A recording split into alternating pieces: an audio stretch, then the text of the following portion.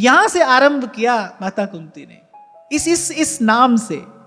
सब भक्तों को प्राणाधिक प्रिय ये नाम है। कृष्णाय वासुदेवाय देवकी नंदनाय च नंद गोप कुमाराय गोविंदाय नमो नमः। इसलिए मैंने कहा सब भक्तों को प्राणाधिक प्रिय है ये नाम, कृष्ण कृष्ण कृष्ण।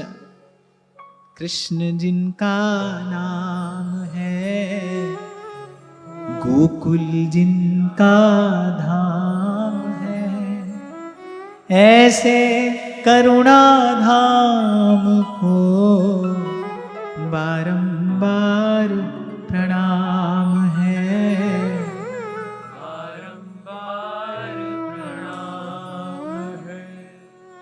नमः पंकजनाभाय नमः पंकजमालिने नमः पंकजनेत्राय नमस्ते पंकजांघ्रये।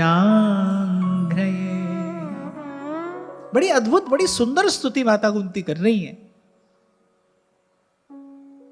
बार बार बार बार अनेक अनेक भावों से, जैसे भगवान की वैजंती माला बनती है ना, 5 पुष्पों से मिलाकर भगवान की वैजंती माला बनती है, ऐसे इस स्तुति में माता ने अनेक अनेक भावों से भगवान को प्रणाम किया है। स्तुति का वस्तुतः अर्थ भी यही है।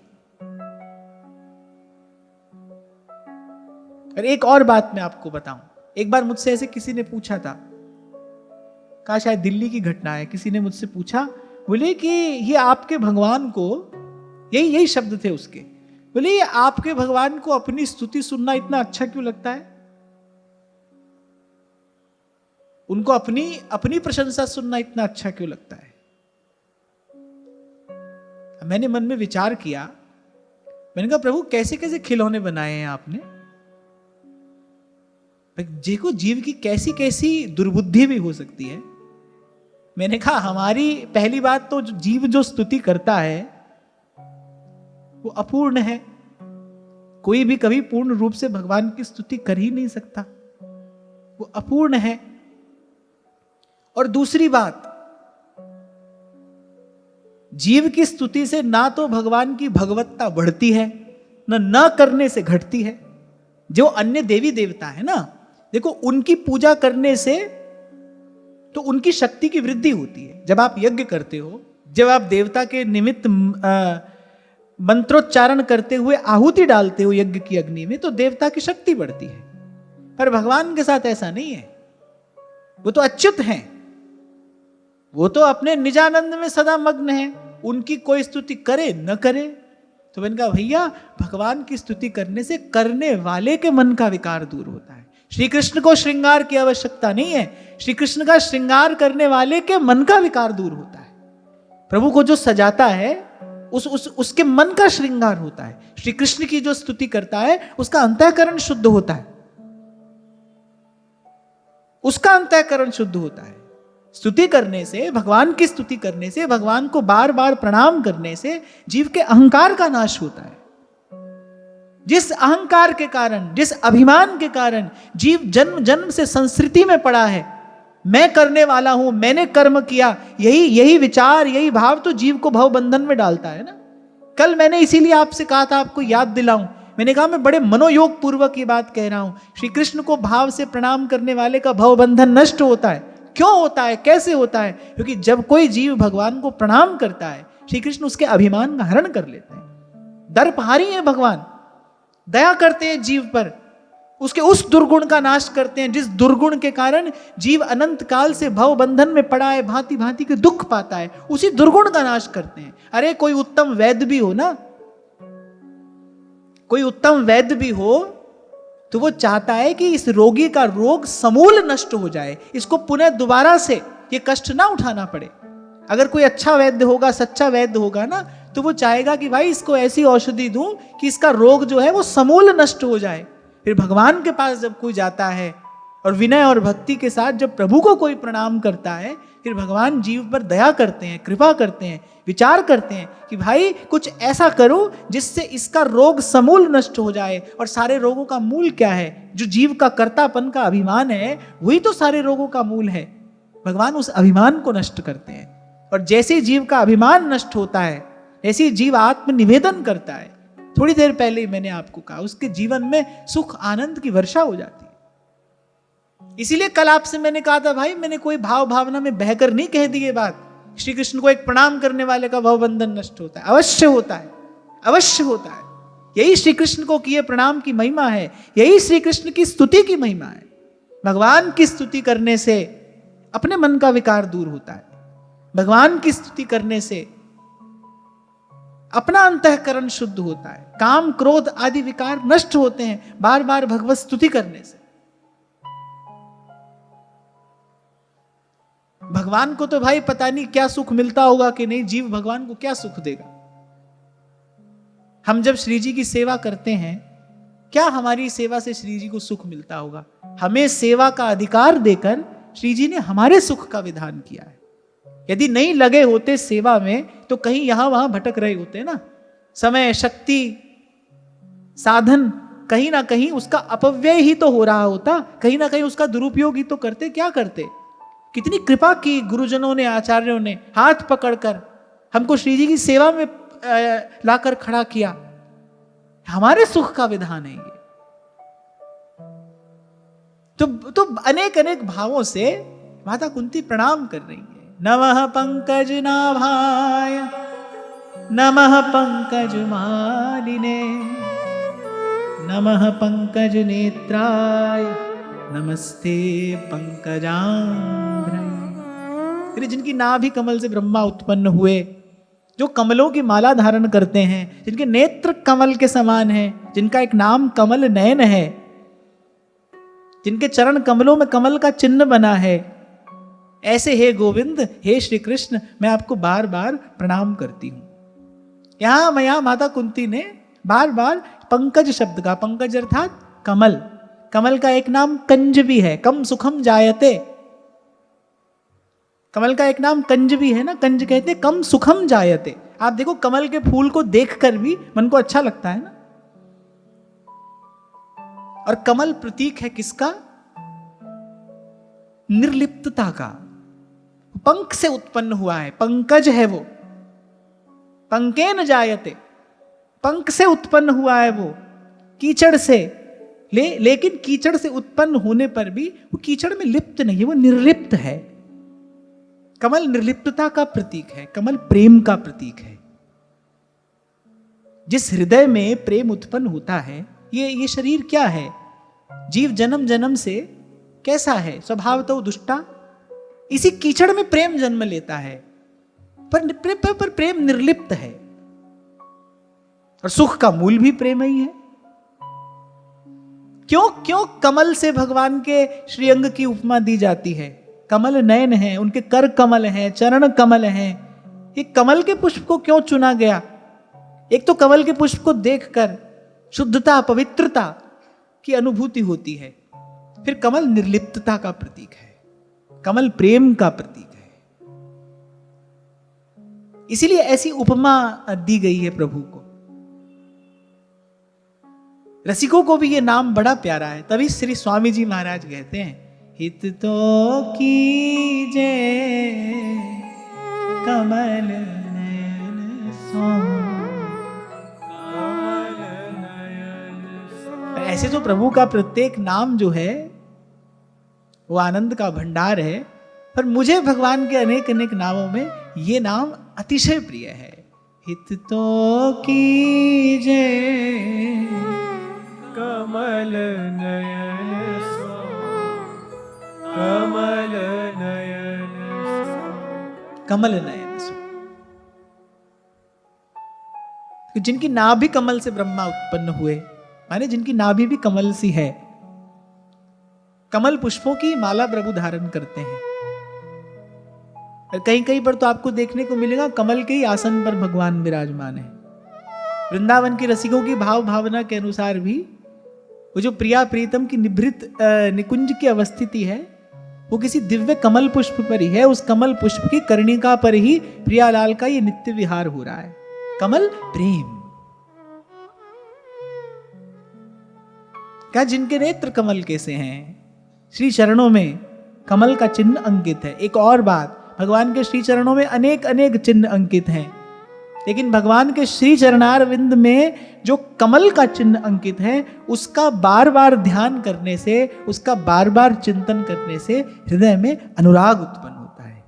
लालिमा लिए हुए भगवान के माखन से भी कोमल श्री चरण कमल, और उन चरण कमलों में वो जो दिव्य कमल का चिन्ह अंकित है, लालिमा लिए हुए वो जो चरणों का तरुआ है और उस पर वो जो कमल का चिन्ह है, उसका बार बार ध्यान करने से, उसका बार बार चिंतन करने से हृदय में चरणारविंद के प्रति अनुराग उत्पन्न होता है। और अनुराग हो तो अनुराग प्रकृष्ट होता है, प्रगाढ़ होता है, भक्ति दृढ़ होती है।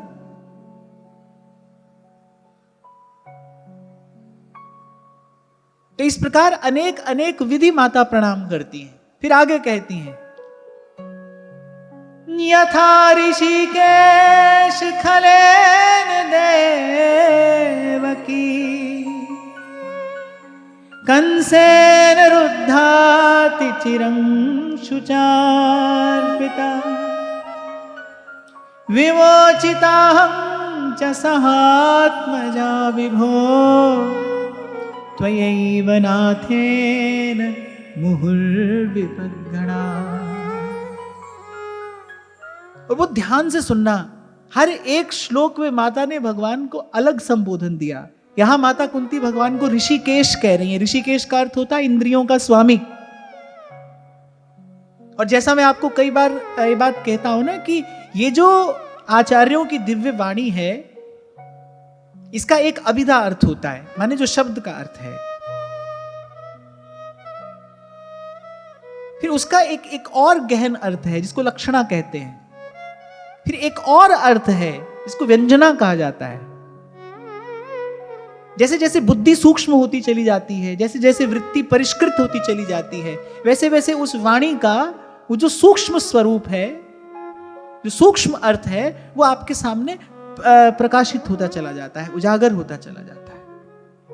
तो यहां भगवान को माता ऋषिकेश कहती है। हे ऋषिकेश, जैसे आपने कंस के कारागार में बंद देवकी की रक्षा की, उसको शोक से मुक्त किया, ऐसे ही मेरी भी मेरे पुत्रों के साथ आपने बार बार अनेक अनेक विपत्तियों से रक्षा की। और यहां ऋषिकेश कहने का तात्पर्य क्या है? भगवान को इंद्रियों का स्वामी कहकर क्यों पुकार रही है माता? ये शब्द कुंती के भी हैं और ये शब्द जीवात्मा के भी हैं। जीवात्मा भी तो पड़ी है ना कारागार में, इस संसार के कारागार में जीवात्मा भी पड़ी है। और अपना ही मन जो है वही उस बंधन का कारण भी है। देवकी जी का जो अपना ही भाई है वही तो बंधन का कारण है। ऐसे ही जो अपना मन है वही इस भव बंधन का कारण भी है। और यहां माता कह रही है कि जैसे उनको आपने शोक मुक्त किया, ऐसे मेरी भी मेरे पुत्रों के साथ अनेक अनेक बार अनेक अनेक विपत्तियों से आपने रक्षा की है। आप ही मेरे स्वामी हैं। माता तो कह रही है कहां तक गिनाऊं? विशान महाग्ने पुरुषादर्शनाद सत्सभाया वनवास कृच्छतः। बोले कभी उस लाक्षागृह की अग्नि से अनेक अनेक राक्षसों की दृष्टि से, और याद आ गई माता को वो द्यूत सभा। माता के नेत्र सजल हो गए, गात कांपने लगा जब उस द्यूत सभा का स्मरण हो आया। कैसी स्थिति हो गई थी, कैसी स्थिति हो गई थी। दासवत मेरे पुत्र बैठे थे, इनकी सारी संपत्ति, इनका सारा वैभव, इनका सारा पराक्रम बिक चुका था। मेरे पुत्र तो दास हो गए थे, इनका सारा ऐश्वर्य नष्ट हो गया था। क्या नहीं हुआ था उस दिन मेरे साथ, मेरे पुत्रों के साथ? कितना अपमान मेरी पुत्र वधू का हुआ। माता को उस दिन का स्मरण आया। उस असत सभा में किसने हमारी रक्षा की? बोले आप आए। खैचत खैचत दो भुज था के दुशासन गयो हरि रे,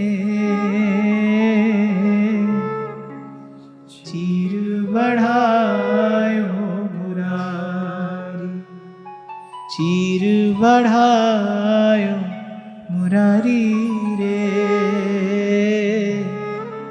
होन न दीनी उघार। माता गिरी कहां तक गिनाऊं, कब कब किस किस विपत्ति में सदा आप ही तो हमारे रक्षक बने रहे, आपने ही तो सदा हमारी सहायता की। माता स्मरण कर रही, आप न होते तो क्या होता, हमारा होता क्या, हम तो अनाथ थे, हमारे नाथ तो आप हैं, हमारे स्वामी तो आप हैं। और फिर अभी अभी अभी अभी अश्वत्थामा के इस ब्रह्मास्त्र से अभी अभी आपने ही तो हमारी रक्षा की है। फिर इस कुंती स्तुति का जो प्राण स्वरूप जो श्लोक है वो यहां पर प्रकट होता है। विपदः सन्तु नः शश्वत् तत्र तत्र जगद्गुरो, भवतो दर्शनं यस्याद् पुनर्भव दर्शनम्। जब माता को वो सब स्मरण हुआ ना, नेत्रों से अविरल अश्रुधारा प्रवाहित हो रही है, शब्द कंपित, वाणी गदगद है, सारा देह कांप रहा है, खड़ी नहीं रह पा रही है भगवान के सन्मुख। जब वो विपत्ति के दिन याद आए और कैसे भगवान ने सदा संभाला, कैसे भगवान सदा सदा संगी रहे और सदा सहाय रहे। तो कहती है, हे जगत गुरु, एक बात मैं आपसे चाहती हूं, आप जा रहे हैं, इतनी कृपा मुझ पर करते जाइए, एक आशीर्वाद मुझे देकर जाइए, एक आशीर्वाद मुझे देकर जाइए कि हमारे जीवन में पद पद पर विपत्तियां आती रहें, क्योंकि विपत्ति में सदा आपका दर्शन हमको होता है, आपका संग हमको प्राप्त होता है, आपका सानिध्य हमें मिलता है। एक बार तो भगवान भी चौंक गए, बोले, अरे माता क्या मांग रही हो मुझसे बुआ, तुम जानती हो मैं भक्त वांछा कल्प तरु हूं, मेरे सन्मुख किया गया संकल्प कभी व्यर्थ नहीं जाता, मैं भक्त वांछा कल्प तरु हूं, कि क्या मांग रही हो मुझसे। माता ने कहा, मैं बहुत विचार करके मांग रही हूं। मां कुंती कह रही हैं, मैं बहुत विचार पूर्वक की बात कह रही हूं, विपत्ति आएगी, आपका स्मरण भी बना रहेगा, और आपका स्वभाव भी मैं जान गई हूं कि आप जब जब आपके भक्तों पर विपदा आती है तब तब आप अपने आसन पर बने नहीं रह सकते, आप दौड़ कर आते हैं। विपत्ति आएगी, आपका स्मरण होगा, विपत्ति आएगी, आपका दर्शन होगा, और आपके स्मरण और दर्शन का प्रसाद क्या है कि फिर से हमें इस संसार रूपी चक्र में नहीं पड़ना पड़ेगा, फिर से हमें ये दुख नहीं उठाने पड़ेंगे। इसी का विचार करके संत कहते हैं, अरे सुख के माथे सिल पड़े, नाम हृदय से जा। तभी तो मैं आपको कहता हूं भाई, जिसको भजन का मूल्य पता चल गया है, जिसको भजन की महिमा का अनुभव हो गया है, वो तो अपने जीवन में आने वाली प्रतिकूलता से न तो कभी घबराएगा, न कभी उसकी शिकायत करेगा। कभी कभी कोई ऐसे पूछता है ना, लिखकर भेजते हैं आप, बड़ी प्रतिकूलता है, बड़ी कठिनाई है, बताओ क्या करें, कैसे करें।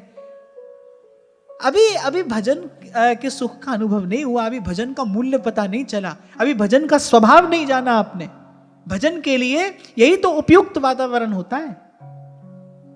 मैं हूं या आप हो, कोई भी हो भाई, बहुत अधिक अनुकूलता में भजन नहीं होता। नहीं तो कबीर क्यों कहते, सुख के माथे सिल पड़े, अरे नाम हृदय से जाए, बलिहारी उस दुख के पल पल नाम रटाए। बड़ी बात तो भजन होना है ना भाई।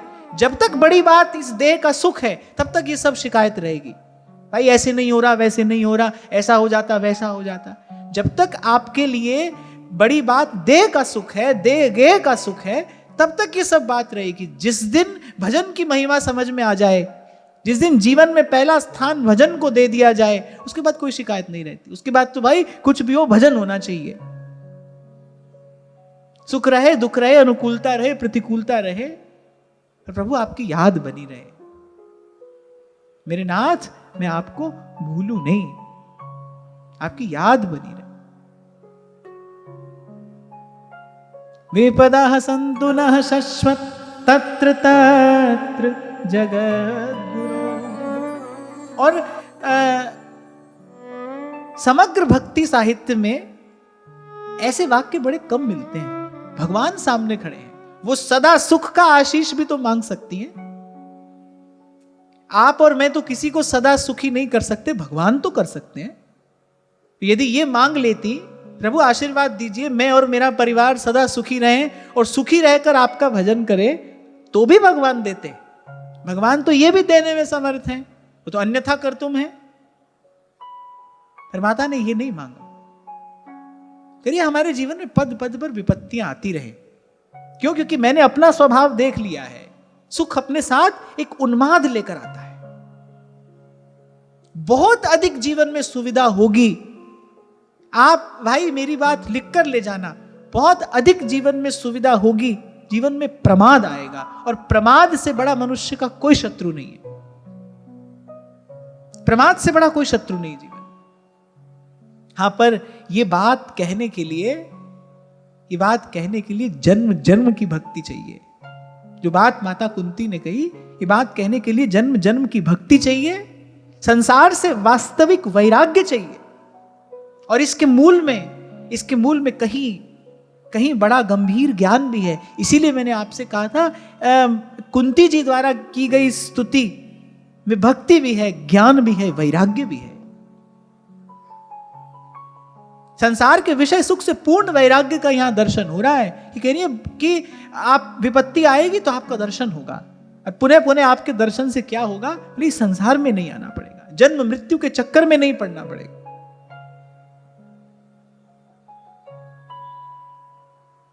अन्यथा एक अगला श्लोक और महत्वपूर्ण है। जन्मैश्वर्य श्रुतश्रीभिरेधमान मदः पुमान् नैवार्हत्य विधातुं वै त्वाम किंचन गोचरम्। अभी मैंने आपसे कहा ना, सदा सुख भी तो मांग सकती थी। अनेक अनेक ऐसे भी भक्त हुए हैं जिनको भगवान ने यह कहा है कि भाई इस लोक के सब सुख भोग कर मेरे धाम को आ जाना। ऐसे भी अनेक अनेक भक्त हुए हैं। ये भी माता कुंती मांग लेती और भगवान दे देते। पर अगले श्लोक में माता कुंती ने बताया कि मैंने ये आशीर्वाद, ये वरदान आपसे क्यों मांगा है। लेकिन ऊंचे कुल में जिनका जन्म हुआ है, जिनके पास ऐश्वर्य है, जिनके पास में श्रेष्ठ विद्या है, बहुत संपत्ति है, बोले उनका अभिमान तो बढ़ जाता है। तुलसी बाबा भी कहते हैं, प्रभुता पाए काय मद नाही। प्रभुता पाकर किसको मद नहीं होता। ये जो बार बार आपसे निवेदन किया जाता है ना भाई, ये जो संसार की जो ये जय जयकार है, मान प्रतिष्ठा है, इससे बचना, इससे बचना। क्यों? क्योंकि ये जीवन में मद लेकर ही आती है। व्यक्ति स्वयं को कुछ समझने लगता है और फिर स्वयं को जैसे कुछ समझता है और कुछ हो नहीं हो, पर भगवान से विमुख हो जाता है, भक्ति से विमुख हो जाता है। इसीलिए तुलसी बाबा ने कहा है लोक मान्यता अनल सम। इसीलिए सहजोबाई कहती हैं, प्रभुता को सब कोई चहे, प्रभु को चहे न को।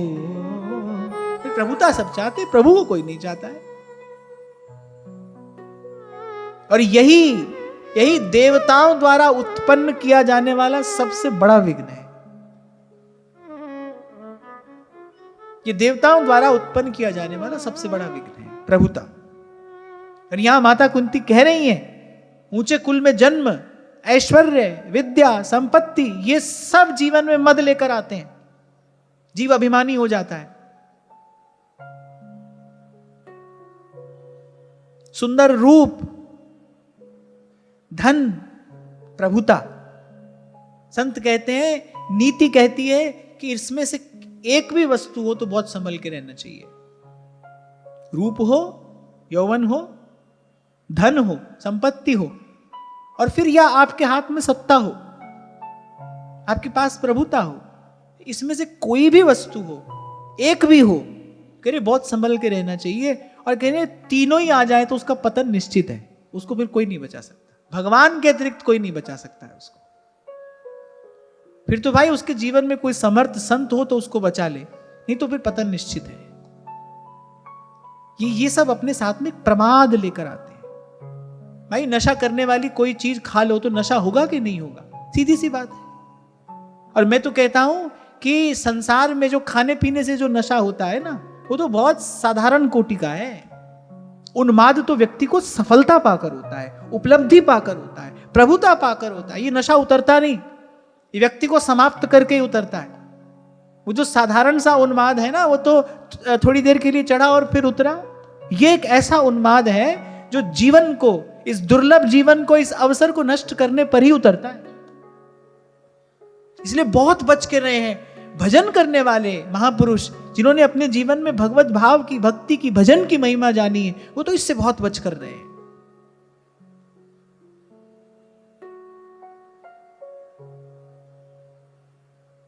बड़ी सुंदर बात आगे कही और बोले जिसका जो मदान्ध हो रहा है, अरे बोले वो तो आपका नाम भी नहीं ले सकता। और माता कह रही है इतना तो मैं भी जान गई हूं, त्वाम अकिंचन गोचरम। बोले आप तो उन लोगों को दर्शन देते हैं जो अकिंचन है।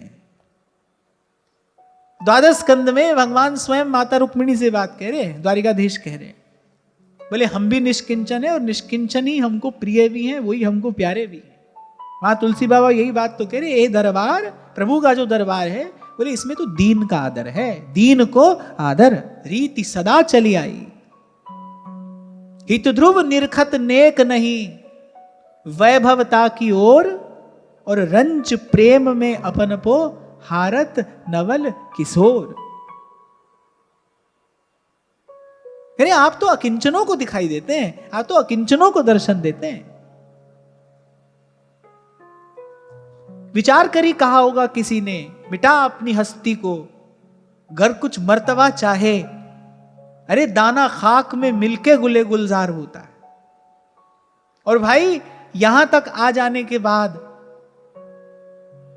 मुझे तो इतनी सी बात समझ में आई, ये थोड़ी सी बात समझ में आई कि यहां बन जाना बड़ा आसान है भाई, अपने आप को मिटाना बड़ा कठिन है। ये तो बहुत बड़ा युद्ध है, व्यक्ति को पल पल लड़ना पड़ता है। ये युद्ध तो व्यक्ति को पल पल लड़ना पड़ता है। यहां अपने आप को मिटा देना बड़ा कठिन है। जीव का अभिमान नष्ट नहीं होता।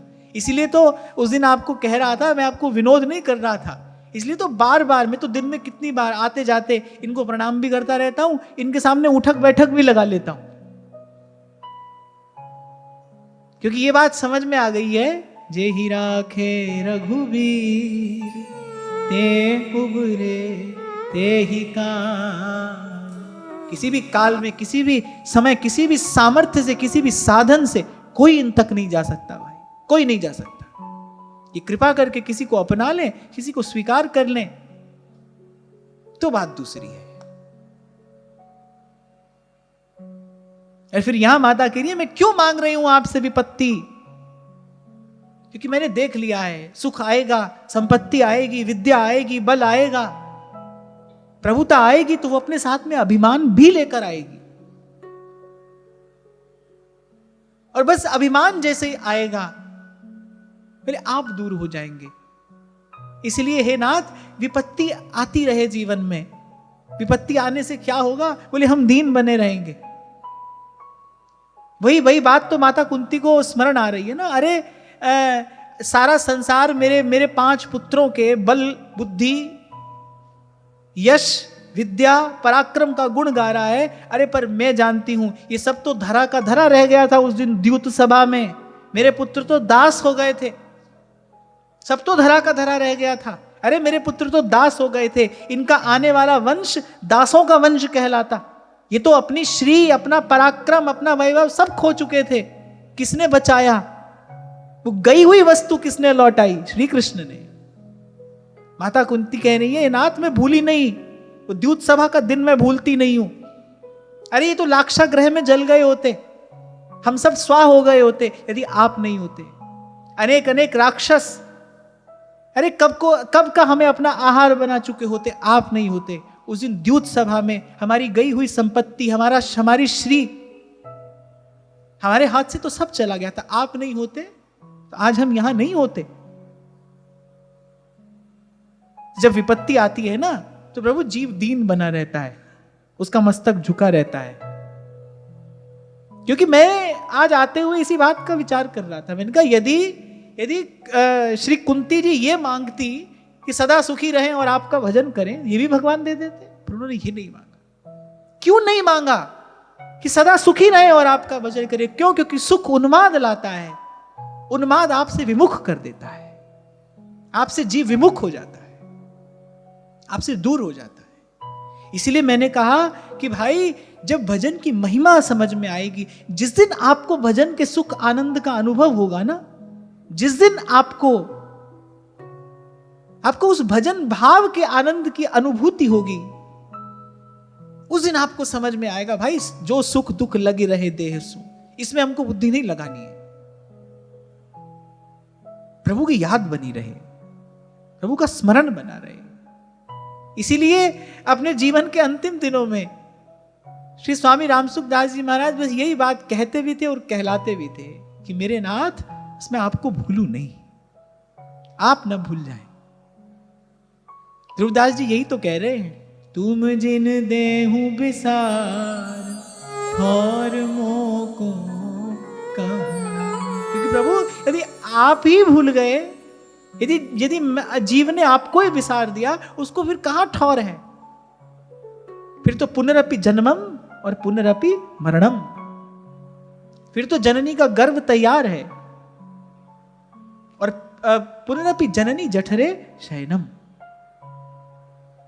इसलिए मैं बहुत विचार पूर्वक आपसे कह रही हूं, हे जगत गुरु, हे सर्व समर्थ, मुझ पर कृपा करिए। और यही जा रहे हैं तो फिर ये आशीर्वाद देकर जाइए। हम विपत्तियों से मुक्त नहीं होना चाहते, हमें ऐसा सुख नहीं चाहिए। लिखने वाला एक गीत की एक पंक्ति है, बड़ी अच्छी है। वो कह रहा है कि ना हो तुम जिसमें शामिल, वो नजारा हम नहीं लेंगे। हमको ऐसी बाहर नहीं चाहिए, हमको ऐसा सुख, ऐसा आनंद नहीं चाहिए, इसमें आप ही नहीं हो। सुख हो दुख हो, पर आप हो प्रभु, आपके चरण कमलों का स्मरण हो, आपका भजन। आज की वार्ता यहीं श्री जी के चरणों में निवेदन करते हैं, आगे की चर्चा कल करेंगे। महाराज श्री के चरणों में प्रणाम। आप सबके हृदय स्थित प्रभु को, भाव प्रभु को